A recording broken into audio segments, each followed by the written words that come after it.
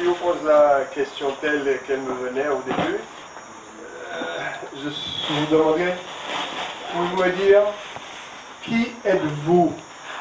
Mais ce serait faire injure à la personne qui m'a invité et qui vous a présenté en me disant, c'est la dame du oui. Okay. Alors, je vous demanderai, si c'est possible, pourriez-vous me dire un petit peu plus? Merci.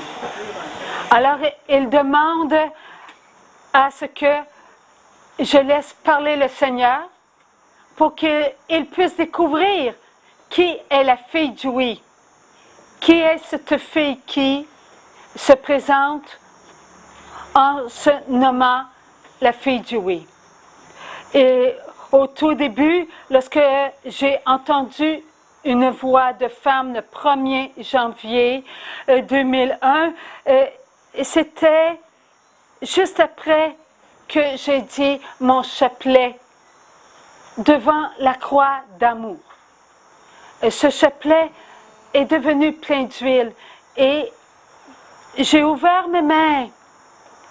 Bien qu'on voit de l'huile, qu'est-ce qui se passe? On n'est pas prêt à croire en tout ça. Alors,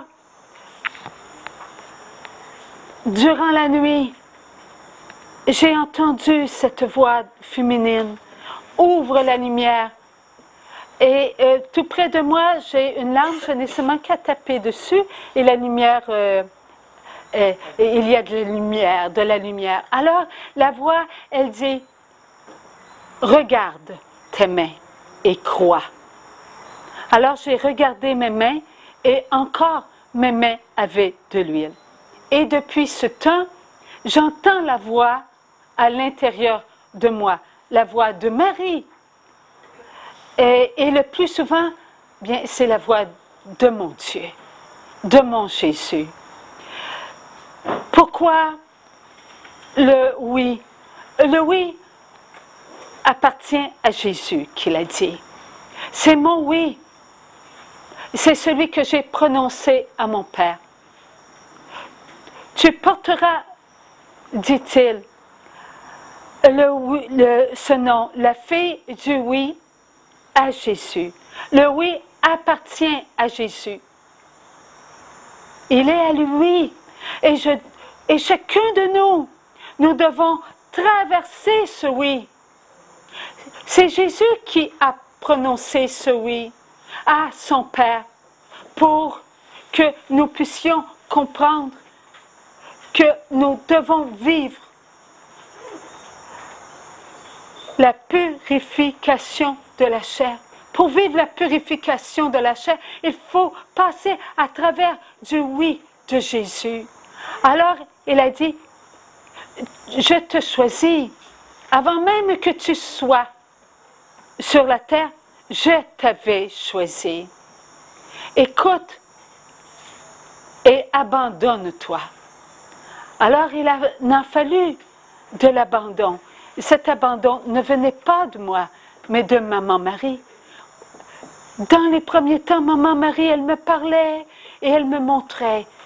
Parce que je disais, comment est-ce que je vais me rappeler de tout ça? Alors, avec ce qu'elle me montrait, c'était plus facile. Alors, j'arrivais à me souvenir de ce qu'elle avait dit, avec des images. Mais je n'étais pas capable de répéter. Et ce que je fais en ce moment, c'est facile pour moi. Je n'ai pas à chercher les mots. Ils coulent en moi. Je n'ai seulement qu'à être là. Tantôt, il a dit, fais le signe de la croix. Je fais le signe de la croix. Et il m'a dit, fais le carré. Je fais le carré. Je n'ai pas à discuter. Et c'est lui qui prend qui je suis. Nous sommes tous des enfants du oui. Le premier oui de la chair vient de Maman Marie, créé, mais le oui de Jésus, c'est un oui qui vient de lui, de Dieu. Il est incréé. Il a ce pouvoir de nous faire pénétrer son oui. Il faut entrer dans le oui de Jésus. Et lorsque nous entrons dans le oui de Jésus, il y a une pénétration qui se fait par la grâce. Car lorsque Dieu s'est approché et que je l'ai vu, lorsqu'il m'a touché le front, cette main que j'ai vue qui venait d'où, je ne sais pas, et qui a touché mon front, là, à cet instant, j'ai pénétré dans une vitesse inexplicable, dans un espace, là où il n'y avait pas de début, il n'y avait pas de fin, et je n'en ai pas vu, moi. Et lorsqu'après, la main a encore touché mes lèvres, eh bien, là encore, j'ai pénétré dans cette profondeur, Et lorsque la main a encore apparu et que le pouce a touché mon cœur et que j'ai vu cette lumière qui était devant moi et qui s'est présentée, Dieu.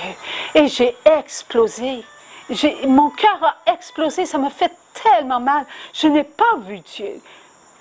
Mais la volonté de Dieu. Et tout cela a été dans ma vie. Combien de fois le Seigneur, la nuit, il me parle. Il me parle, je n'ai seulement qu'à être là, et Dieu me parle toujours. Ce n'est pas normal de ne pas entendre Dieu. On doit entendre Dieu. Nous sommes des enfants voulus par Dieu, créés par Dieu. Pourquoi n'entendons-nous pas notre Dieu? Parce que nous avons entré dans l'esprit de ce monde. Parce que nos parents ont entré dans l'esprit de ce monde. Parce que nos arrière-grands-parents ont entré dans l'esprit de ce monde. Lorsque le Seigneur vient nous chercher, lorsque le Seigneur vient nous retirer de l'esprit de ce monde, là, il nous prend. Il m'a demandé, tu ne regarderas plus la télévision, bien que je n'aimais pas regarder la télévision, mais mon mari aimait bien le hockey. Alors je m'installais près de lui. Il aimait bien des émissions comme La Petite Vie, je ne sais pas si vous connaissez ça, mais c'est de l'humour. Alors je m'installais à côté de lui. J'aimais mon mari. Mon mari est décédé, mais je l'aime toujours. Alors, le Seigneur a dit, tu ne regarderas plus la télévision, mais j'ai reçu la grâce. Tu n'écouteras plus la radio, j'ai reçu la grâce. Tu ne liras plus rien, j'ai reçu la grâce. Lorsqu'il veut que je lise la Bible, prends telle page, je lis la Bible. Et s'il veut me l'expliquer, il me l'explique. La nuit, quelquefois, il me montre. Il me montre des choses. Mais c'est tellement grand, Et là, je reviens et je ne peux pas l'expliquer. Je ne peux pas l'expliquer parce que là, il ne me le donne pas.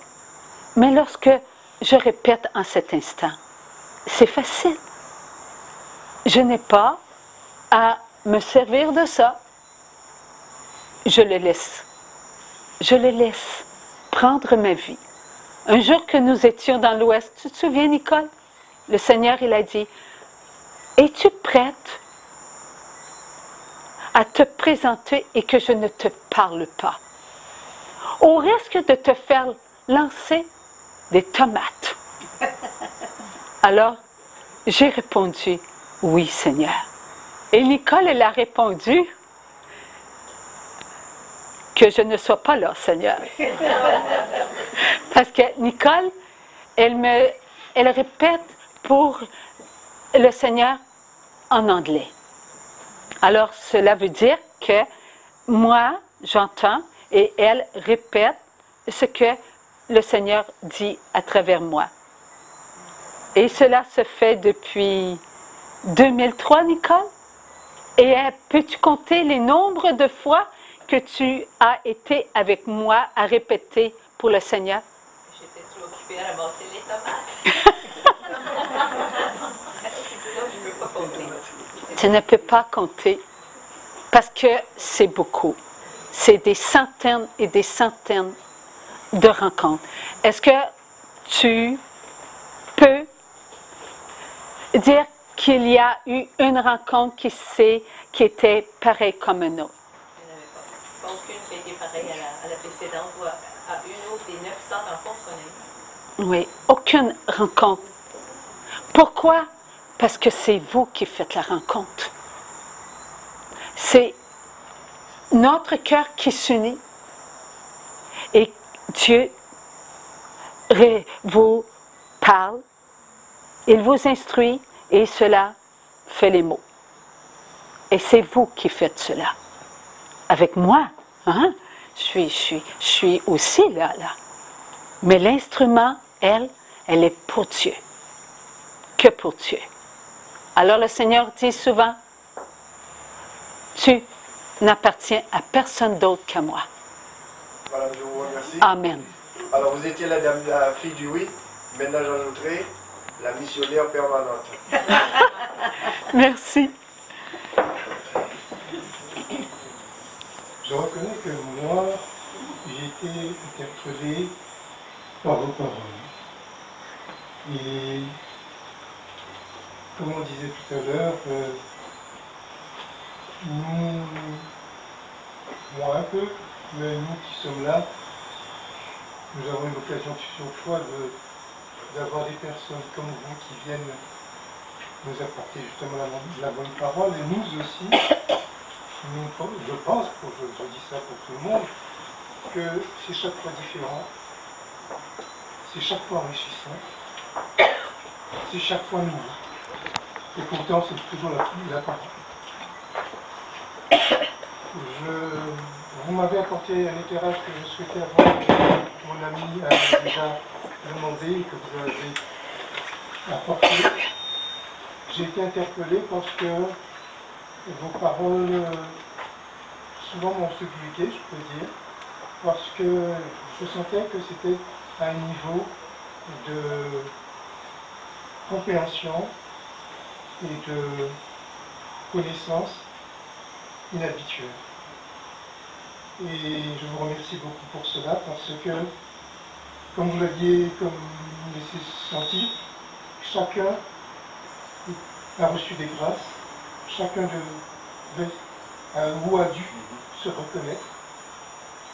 Vous avez parlé au nom de Dieu à chacun de nous. Peut-être que nous tous, nous n'avons pas forcément senti ou ressenti, mais je pense que dans vos paroles, il y avait un message. Et pour ma part, j'ai ressenti le message de l'esprit du monde qui n'est pas celui de Dieu, mais je me demande tout de même comment toujours discerner, faire la différence entre les deux. Ce n'est pas facile, surtout tout à l'heure, vous avez dit que la télévision n'était pas bonne pour vous, mais est-ce que la télévision en soi est pas bonne? C'est la question déjà.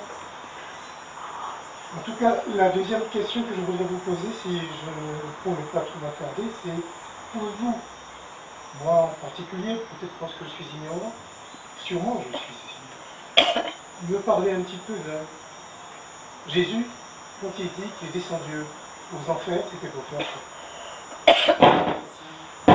Alors, première question.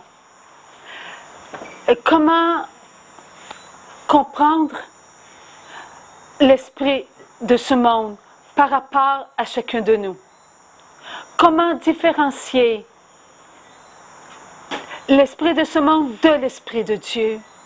Comment ne pas tomber dans le piège? L'esprit de Dieu est miséricorde. L'esprit de Dieu est amour. L'esprit de Dieu construit pour l'éternité. Alors que l'esprit de ce monde construit pour la terre. L'esprit de ce monde contrôle pour faire avancer en ce qu'il croit.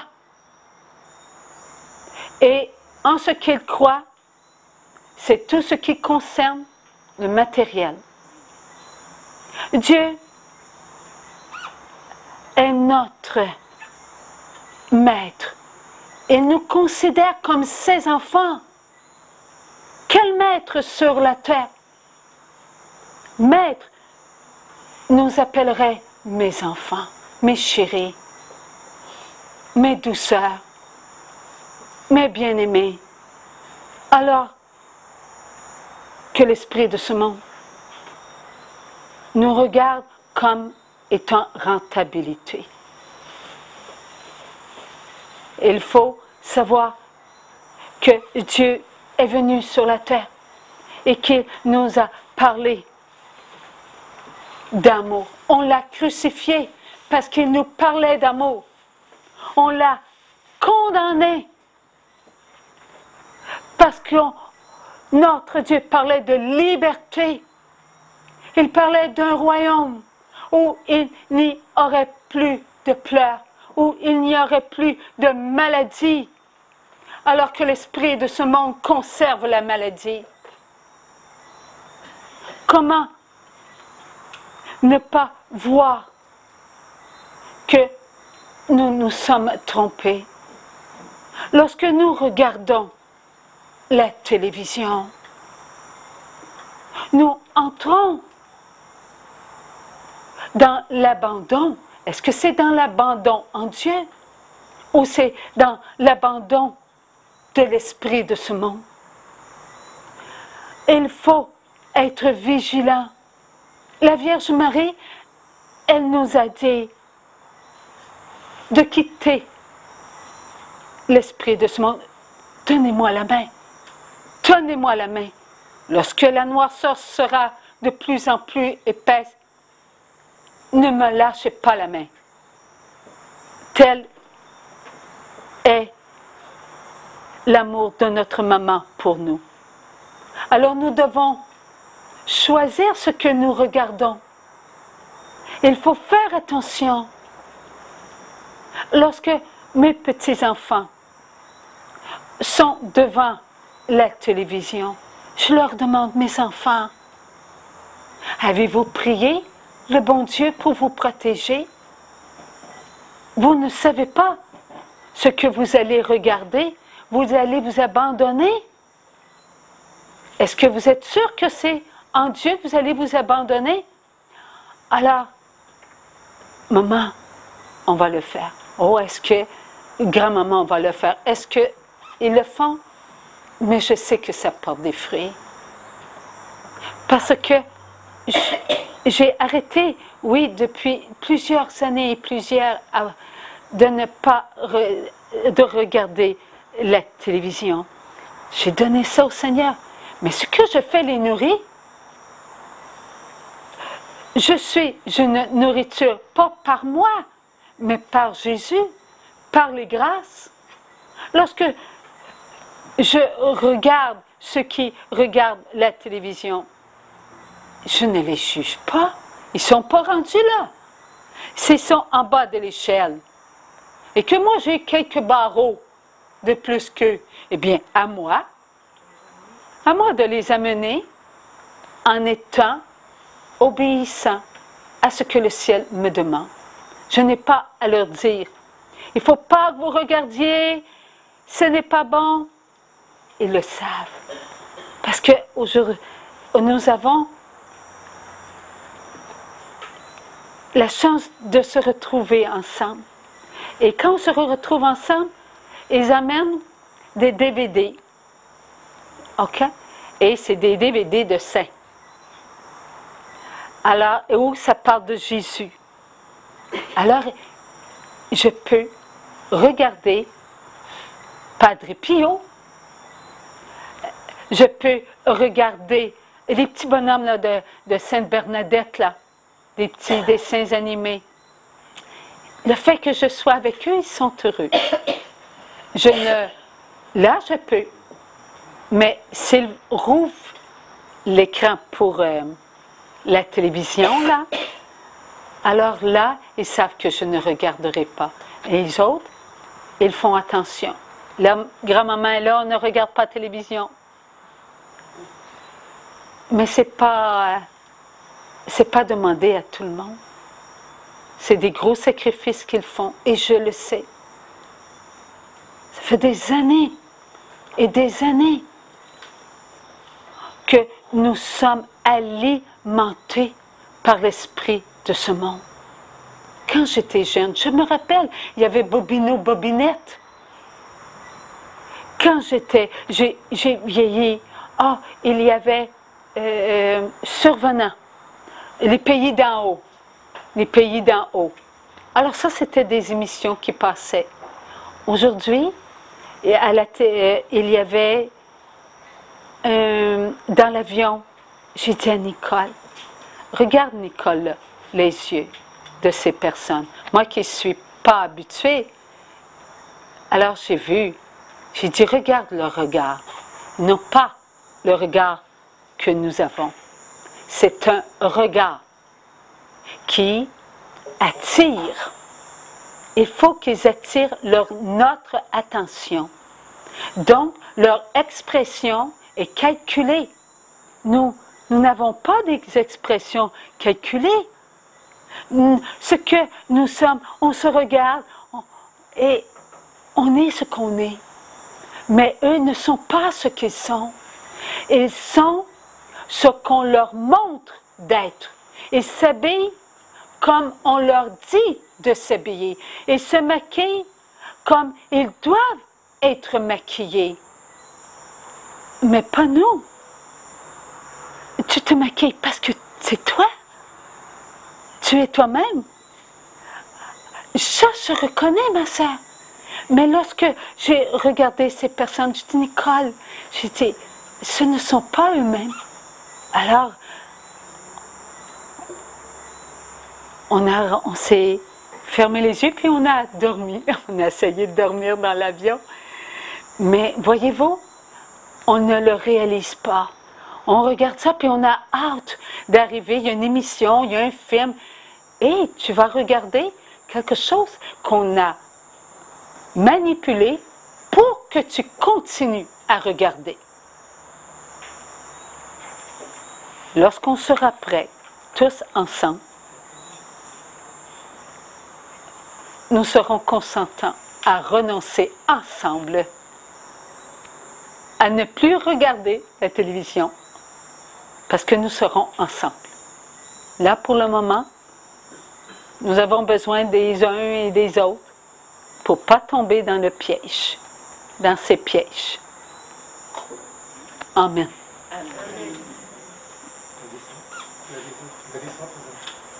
La descente aux enfers.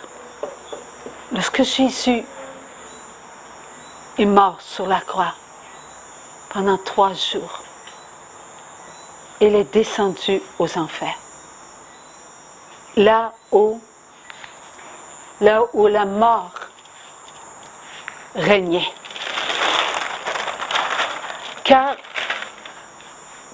lorsque Adam et Ève ont désobéi à Dieu, ils ont été condamnés par eux-mêmes, parce que Dieu leur a dit un grand malheur vous arrivera.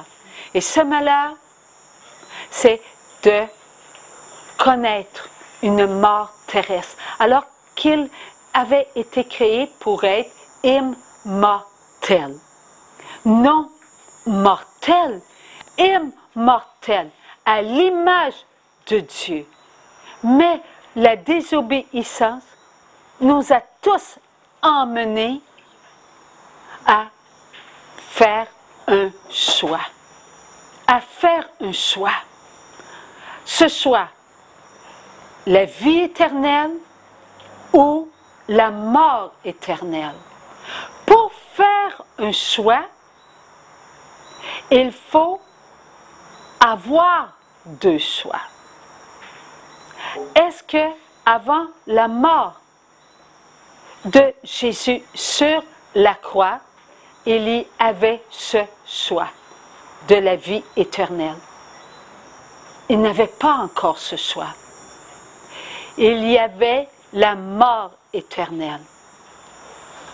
Et la mort éternelle se faisait connaître à ceux qui étaient aux enfers.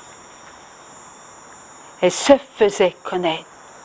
Jésus est venu mourir sur la croix pour être victorieux de la mort éternelle. Maintenant, croyez-vous que notre Jésus est victorieux sur la mort éternelle? Le croyez-vous?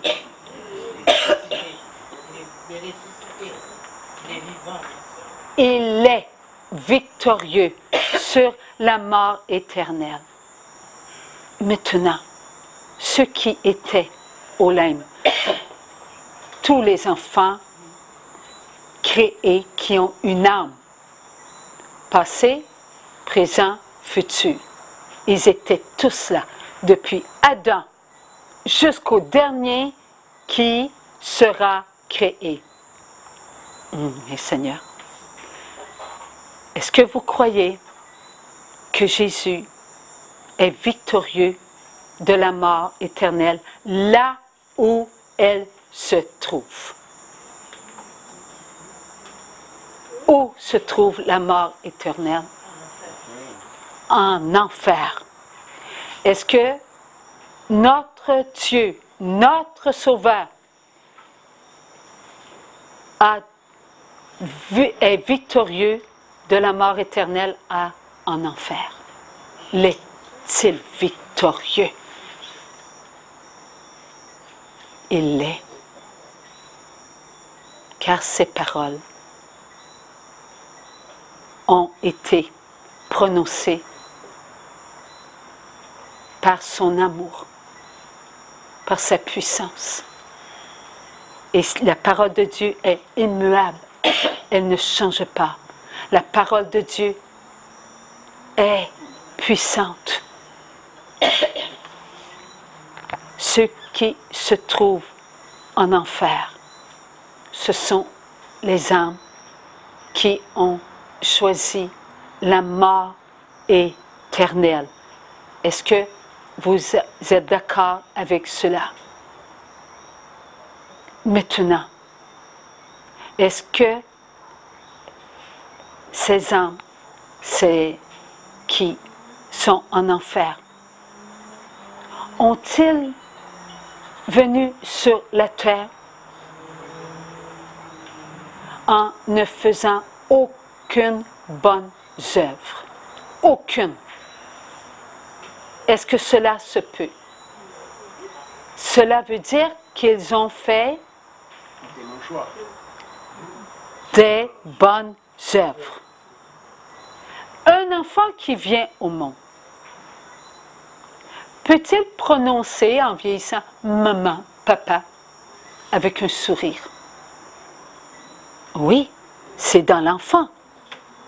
Est-ce qu'un enfant qui vieillit désire être aimé et aimé? Ce désir,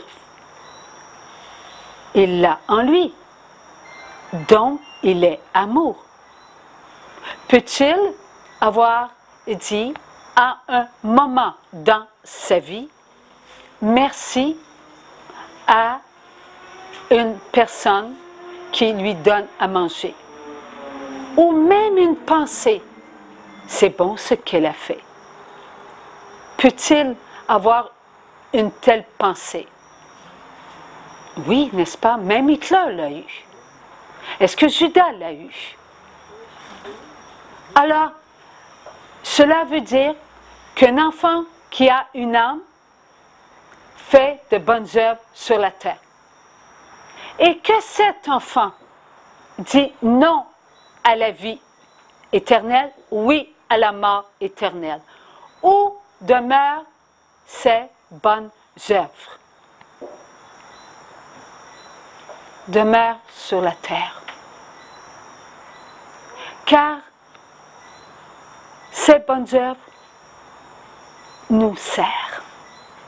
Toutes bonnes œuvres nourrissent toutes bonnes œuvres. Cela est incontestable. Les paroles de Jésus peuvent-elles être trompeuse. Non. Toute bonne œuvre sera récompensée. Est-ce que cela vient de Dieu? Est-ce que Dieu n'a-t-il pas dit que tous ceux qui porteront de bonnes œuvres seront récompensés? Dieu n'a-t-il pas dit cela? Alors, lorsque nous faisons une bonne action, parce qu'une âme qui est en enfer a laissé sur la terre une bonne œuvre et qui, grâce à cette œuvre, mon action se fait. On va vous donner cela. Un jour, un enfant a grandi, il a fait des études, il a construit un hôpital. Et cette personne a vieilli. Et elle a perdu son épouse. Et il a perdu ses enfants dans un accident. Cette même personne n'a jamais été capable de pardonner à la personne qui avait mis le feu à sa maison. À partir de ce jour, elle a vécu pour la vengeance. À partir de ce jour,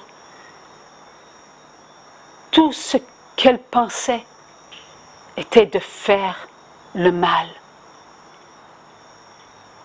Et lorsqu'elle s'est vue devant son jugement, elle a refusé d'aller à la vie éternelle. Elle a été vers la mort. Maintenant, les personnes qui, grâce à l'hôpital qu'il a fait construire, ont pu faire de bonnes œuvres. Il y a eu des médecins qui ont passé des heures et des heures à soigner.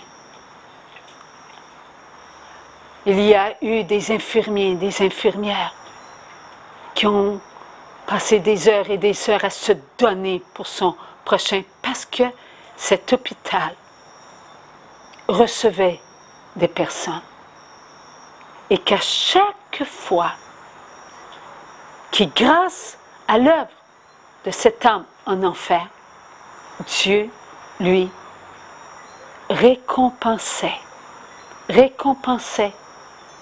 l'âme en enfer. Savez-vous comment? Seigneur, je t'adore.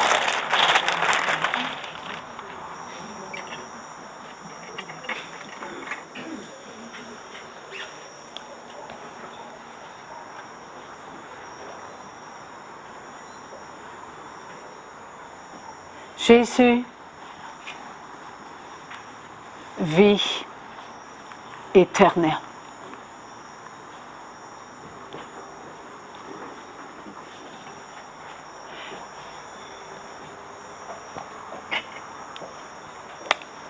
Mort éternelle.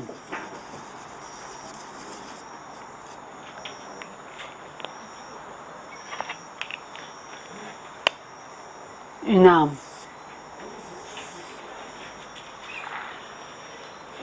Lorsque nous venons sur la terre, nous venons avec une âme. Et elle a quoi à l'intérieur d'elle?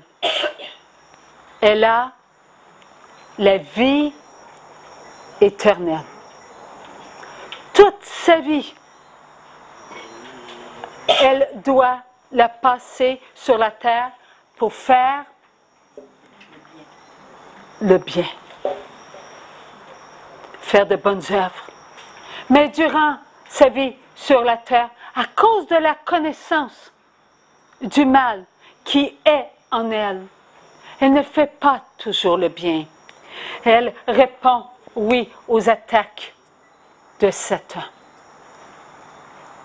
Mais, durant sa vie, elle fait aussi de bonnes actions. Mais à la fin de sa vie, il y a des attaques et des attaques. Sa vie éternelle, l'âme ne la ressent plus. Elle agonise. Et lorsqu'elle meurt, elle doit faire un choix. Ce choix, c'est la vie éternelle, Jésus, ou la mort éternelle. Elle doit regarder tous ses actes de vie, tous ses actes de vie.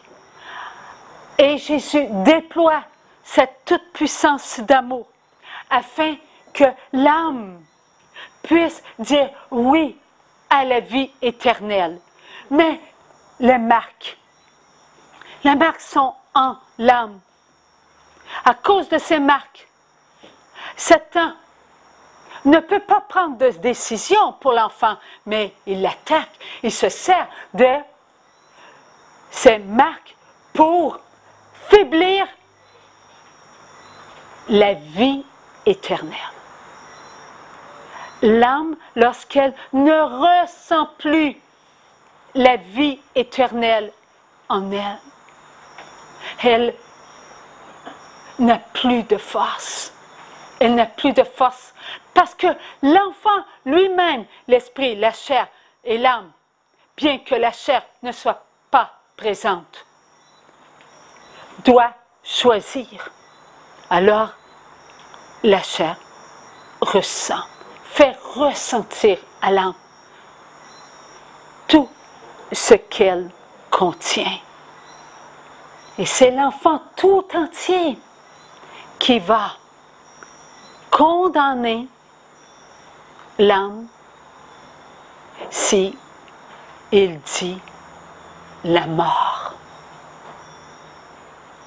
Et là, l'âme, que va-t-il arriver à l'âme? L'âme, elle,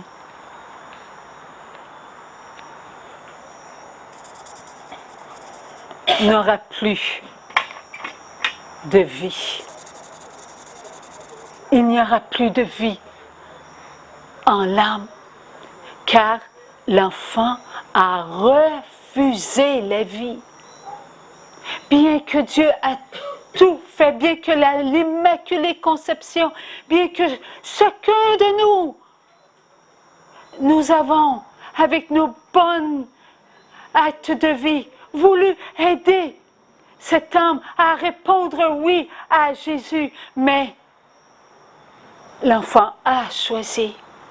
Et lorsque l'enfant a choisi, la vie éternelle se retire de l'âme. Et là, la mort, elle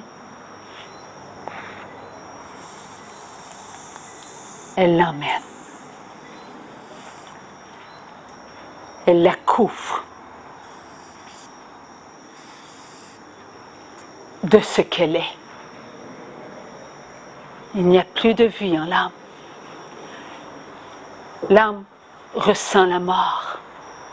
Elle vit la mort. Tout ce qui était de la vie n'est plus.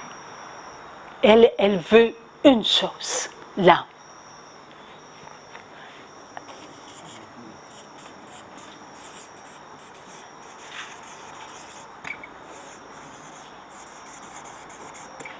Atteindre la fin de son existence.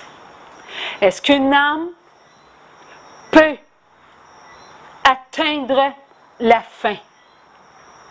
Elle est créée par qui? Par Dieu. Donc, elle est éternelle. Mais elle est trichée par qui? Par la mort éternelle. La mort éternelle lui fait ressentir sa profondeur. La mort éternelle l'emmène toujours dans ce qu'elle est, toujours dans sa profondeur. Elle est toujours en train de tomber dans la mort continuellement et elle n'atteindra jamais son anéantissement. Ce qui fait que l'âme, elle est dans la haine. Elle est dans la haine contre Dieu parce qu'elle est dans sa haine. Tu as créé qui je suis. Et parce que tu as créé qui je suis, je vais te montrer. Je vais te montrer que ce que tu as créé est imparfait. Elle est Dieu. Elle est continuellement Dieu. Elle veut nous détruire. Tout ce qui est de nous, les âmes en enfer, veut détruire parce qu'il n'y a plus de vie. Elle est devenue la haine. Satan ordonne à ses acolytes de la faire souffrir. Comment? En se servant de ce qu'il a réussi à lui faire faire, ses péchés. Les péchés appartiennent à Satan. Il en est le maître. Il ordonne aux esprits impurs de faire souffrir l'âme. Esprit de mensonge, esprit de colère, esprit d'hypocrisie, esprit d'impureté, esprit d'avarice, esprit d'orgueil et toutes ces avalanches, l'âme est continuellement atteinte dans le but que l'âme se nourrisse de haine et de haine. Et lorsque l'âme se nourrit de haine, elle veut connaître la haine. Elle veut connaître la haine. Mais elle veut nous atteindre. Car là où il y a des âmes qui vivent, l'âme en enfer le sait. Savez-vous par qui? Par les démons. Lorsqu'ils réussissent à nous faire tomber dans leur piège et que nous consentons à faire le mal, les âmes en enfer reçoivent de la haine qui vient de ce que nous consentons. Lorsque nous avons un esprit d'infidélité, cet esprit d'infidélité envoie son poison en nous. Et ce poison en nous frappe l'âme. Elle fait goûter au poison. Et là, les esprits impurs disent cela aux âmes.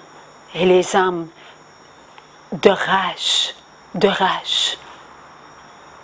augmentent leur haine.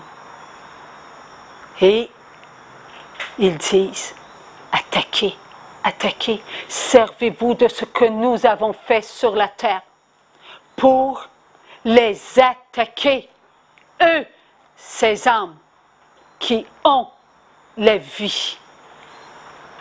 C'est ainsi que nous sommes attaqués par les esprits impurs. Car les esprits impurs obtiennent du pouvoir de nous, afin de nous atteindre. Lorsqu'ils réussissent à nous atteindre à cause des mauvaises œuvres que les âmes en enfer ont laissées sur la terre, et que nous, les âmes sur la terre, disons oui à un tentateur, là, les esprits impurs ont du pouvoir sur nous pour atteindre notre âme. L'âme en enfer veut atteindre notre âme. Et pour atteindre notre âme, les esprits impurs font souffrir les âmes en enfer afin qu'ils aient la permission de nous atteindre. De nous atteindre. Et nous, que faisons-nous? Lorsqu'un tentateur vient aux côtés de nous et que nous faiblissons, nous contribuons à faire souffrir démesurément les âmes en enfer. Et ces âmes en enfer qui souffrent et qui souffrent, haïssent, haïssent et haïssent. Et encore là, ils permettent aux esprits impurs de se servir de leurs mauvaises œuvres qui sont demeurées sur la terre pour venir chercher de la vie en nous. Continuellement, cela se fait. Mais il y a des bonnes œuvres qu'ils ont laissées sur la terre.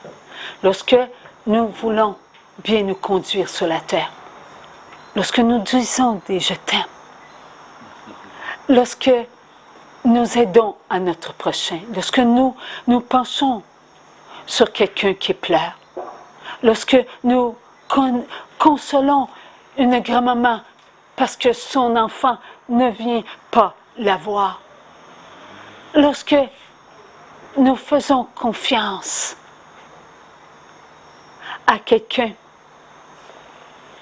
qui nous ouvre une porte et que nous pénétrons, eh bien, nous refaisons ce qu'une âme a fait en enfer, grâce à ce qu'elle a laissé sur la terre. Parce que dans sa vie, elle a peut-être consolé la grand-maman, elle a peut-être dit un « je t'aime ». Tant que nous faisons une bonne action, grâce à ce qu'ils ont laissé sur la terre, savez-vous ce qui leur arrive? Ils goûtent à leur récompense. Ils tombent dans un temps de répit.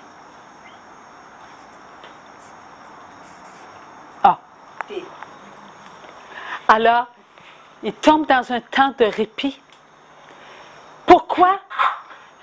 Parce que Satan ne peut pas nous attaquer. On est bon, on fait l'œuvre de Dieu grâce à l'âme qui est en enfer. Donc, il tombe dans un temps de répit. Mais lorsque nous retombons dans ce que nous sommes, il recommence à nous haïr. Il recommence à nous haïr. Il veut que les esprits impurs nous atteignent. Maintenant, lorsque Jésus reviendra en gloire, qu'a dit notre Seigneur. Il a dit, les brebis à ma droite et les boucs à ma gauche. Maintenant, est-ce que les âmes en enfer vont pouvoir sortir de l'enfer? Je vous donne tout de suite la réponse. Non. Pourquoi? Parce qu'ils ont choisi. Ils ont choisi la mort éternelle.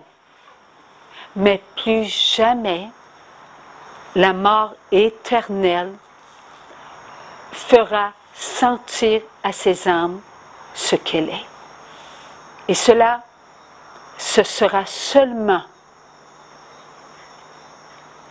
à la toute fin, lorsque notre Dieu reviendra en gloire.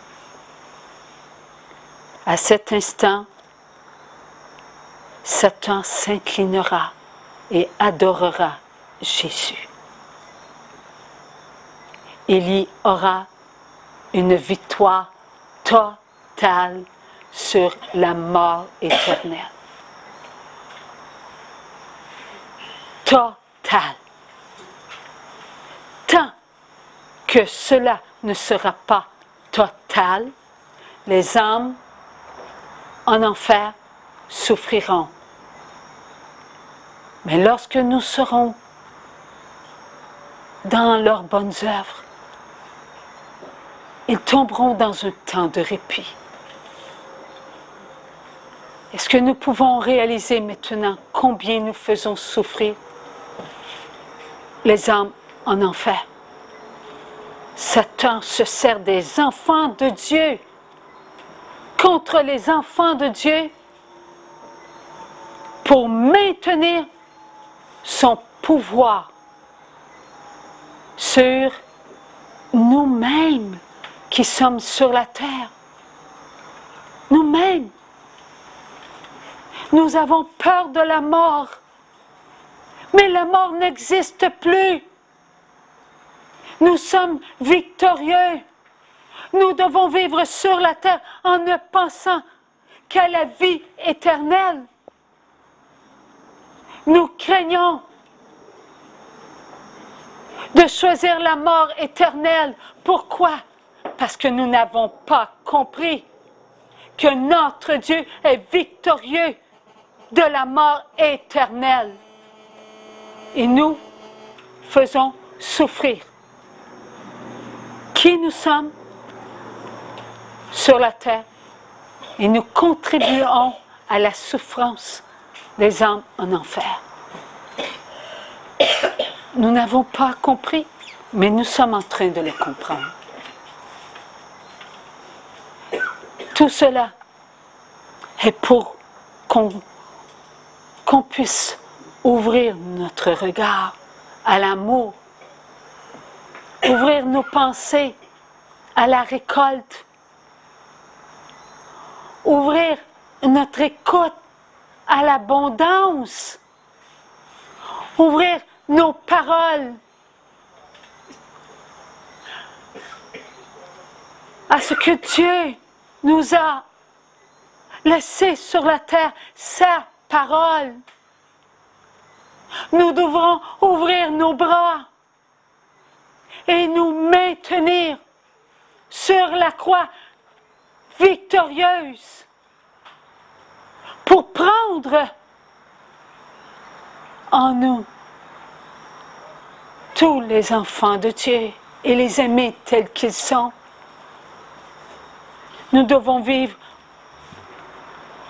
en être d'amour, pas en être mort.